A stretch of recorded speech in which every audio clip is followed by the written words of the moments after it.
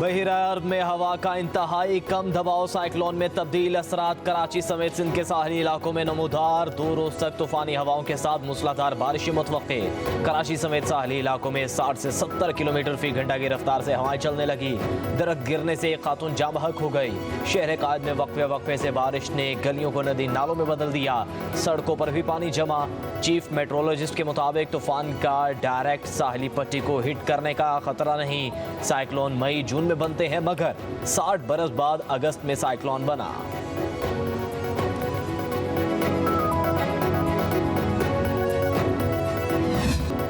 मूसलाधार बारिशों ने खैबर पख्तूनख्वा और बलूचिस्तान में तबाही मचा दी। दीरबाला में मट्टी का तौदा मकान पर गिरने से 12 अफराद जिंदगी की बाजी हार गए।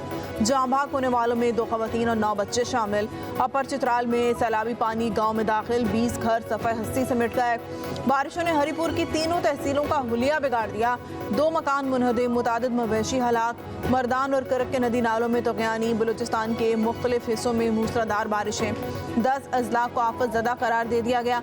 मुतासरा इलाकों में कल्लात, ज़ियारत, साबतपुर, लसबेला, वारान और कच्छी शामिल हैं। जाफराबाद, आस्ता मोहम्मद, लारलई और चाही भी आफत ज़दा अजला में शामिल। बोलान में पिंजरा पुल मुकाम पर सैलाबी रैला गुजरने से बलूचिस्तान को सिंध से मिलाने वाली कौमी शाहरा बंद।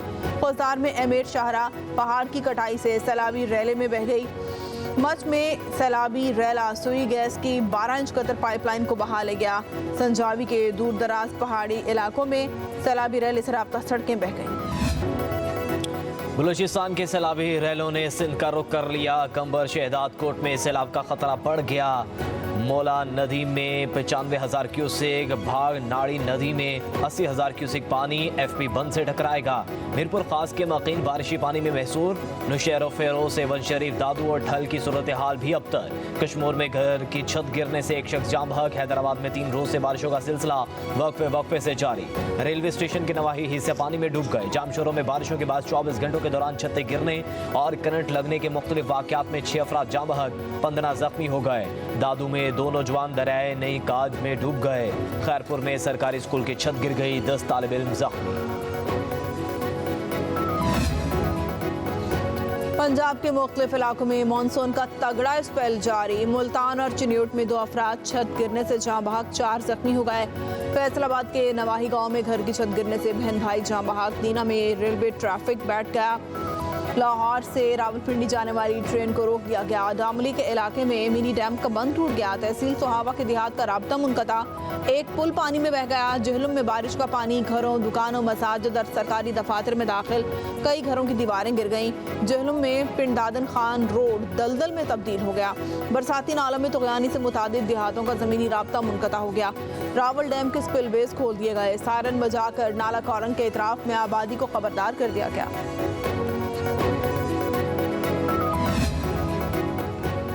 विफाक दरपेश चैलेंजेस में मौलाना फजलुर रहमान की हिमायत के लिए कोशा। 1 हफ्ते में सरबरा JUI से दूसरी बड़ी मुलाकात। सदर आसिफ अली जरदारी के बाद वज़ीर आज़म शहबाज शरीफ की भी मौलाना फजलुर रहमान की रिहाइशगाह आमद। गर्म जोशी से मिले, एक दूसरे के लिए नेक तमन्नाओं का इजहार। ज़राए के मुताबिक वज़ीर आज़म के सरबरा JUI को हुकूमत में शामिल होने और साथ चलने की पेशकश। मौलाना फजलुर रहमान ने माजरत कर ली, कहा हम तो वहीं खड़े हैं जहाँ पहले थे, आपने ही रास्ता बदल लिया।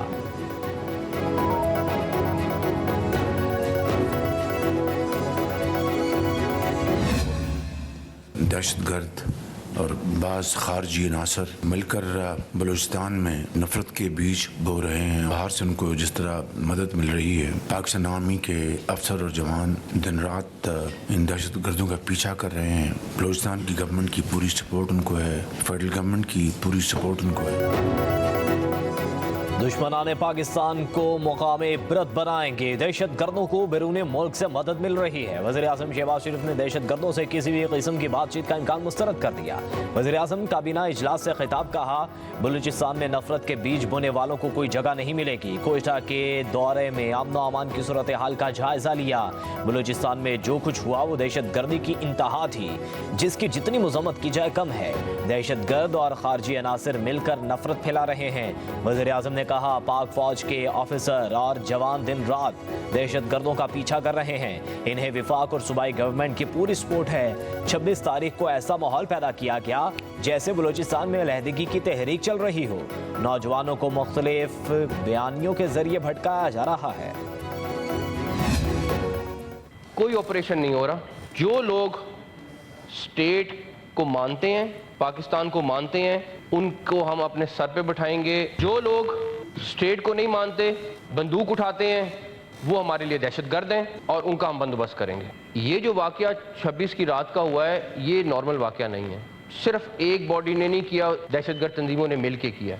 हमें बिल्कुल क्लियर लिंक्स पता है कि इसके पीछे कौन है। जो रियासत को नहीं मानते और बंदूक उठाए हुए हैं, उन दहशतगर्दों का बंदोबस्त करेंगे। 26 अगस्त का वाकया नॉर्मल नहीं, सोची समझी साजिश है। जानते हैं दहशतगर्दी के वाकयात कौन करवा रहा है।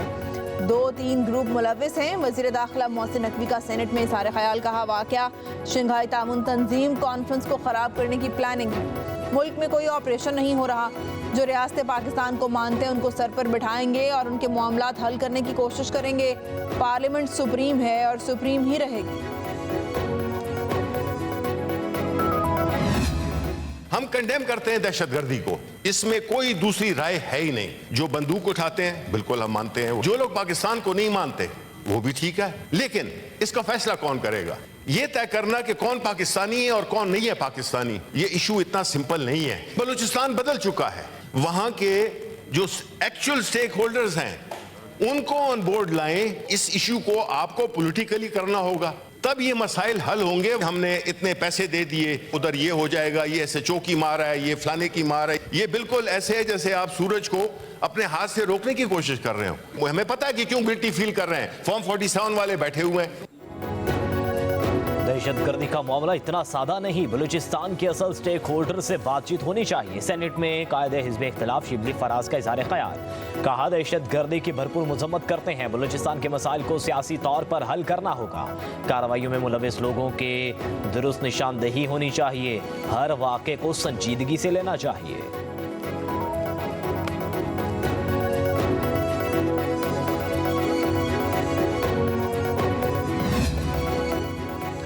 बुरे वक्त में छोड़ जाने वालों की पार्टी में कोई गुंजाइश नहीं। अच्छे वक्त में फुल टाइम चार्लीज के लिए कोई जगह नहीं।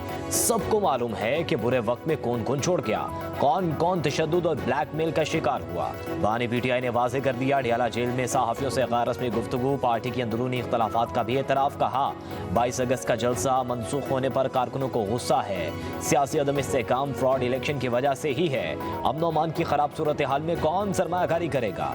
PTI वाहिद फेडरल पार्टी है, बाकी रीजनल जमातें बन चुकी हैं। दौरान गुफ्तगू बार बार मुदाखलत पर बानी PTI ने डिप्टी सुपरिटेंडेंट जेल को डांट पिला दी। कहा यह ओपन कोर्ट है, सहाफ़ी सवाल पूछ सकते हैं। जिन हालात में हमें मेहमान रखा गया उसके मुकाबले में इनके बानी चेयरमैन को 5 स्टार होटल की सहूलियात हासिल है जेल के अंदर। वही सेल है कि जिसमें खान साहब ने मुझे मेहमान रखा था, उसके अंदर वो खुद अब मेहमान है। क्या किसी ने शहबाज शरीफ या नवाज शरीफ, मरियम नवाज, हमजा शहबाज, शाहिद खाकान मेरी चीखें सुनी थी? इनकी रोज चीखें निकलती हैं, हाय मेरा वो निकल गया, हवा निकल गई, ऑक्सीजन खत्म होगी। लीडर ऑफ ऑपोजिशन साहब आपकी बात अमल से सुनी है, अब आप जवाब सुनने, हाँ तो फिर चुप करके बैठ के सुने। जो कब्र इन्होंने खुद खोदी थी दूसरों के लिए, आज उसके अंदर गिरे हुए हैं। बानी PTI अपनी बेगुनाही अदालतों में साबित करें, उन्हें NRO नहीं मिलेगा। एहसन इकबाल का कौमी असम्बली में इज़हार ख्याल। कहा रसीदें मांगने वालों से रसीदें मांगी तो चीखें निकल रही हैं। बानी PTI को जेल में 5 स्टार सहूलियात मैसर हैं। जो कब्र दूसरों के लिए खो दिया, आज उसमें खुद गिर रहे हैं। बताएं 190 मिलियन पाउंड का गबन किसने किया? किसके कहने पर तोहफे बेचे?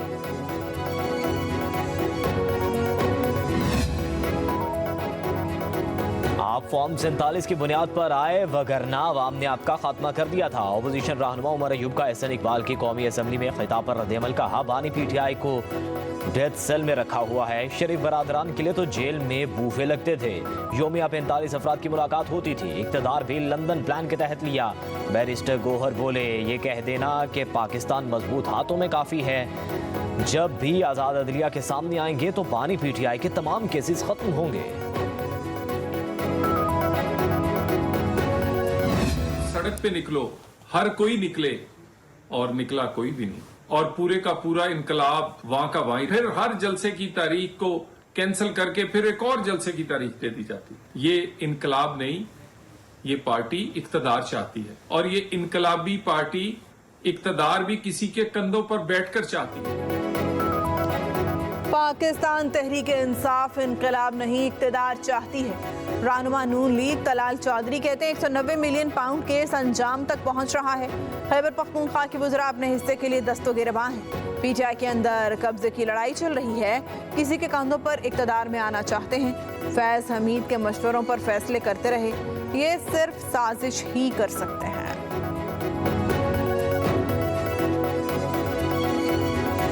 मोहसिन नकवी साहब जो है वो मसीह हैं अली अमीन साहब के, क्योंकि जब भी मुश्किल में होते तो अली अमीन साहब तो मोहसिन नकवी के पास पहुंच जाते हैं दवाई लेने के लिए। कि अली अमीन साहब को मैंने आपको बताया कि जब वो गायब थे, इलेक्शन में नहीं थे, अचानक आते हैं, न उनकी कोई बेल होती है न कुछ होता है, और आ जाते हैं और कहते हैं बस ये हमारे सीएम कैंडिडेट।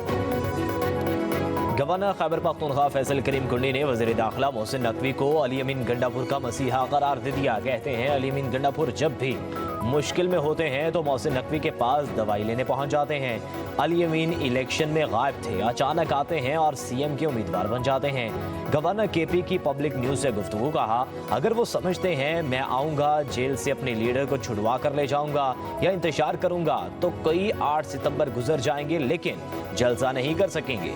कहा IPPs मुल्क में बहुत बड़ा माफिया है, यूटिलिटी स्टोर्स बंद करने से गरीब आदमी मुतासिर होगा।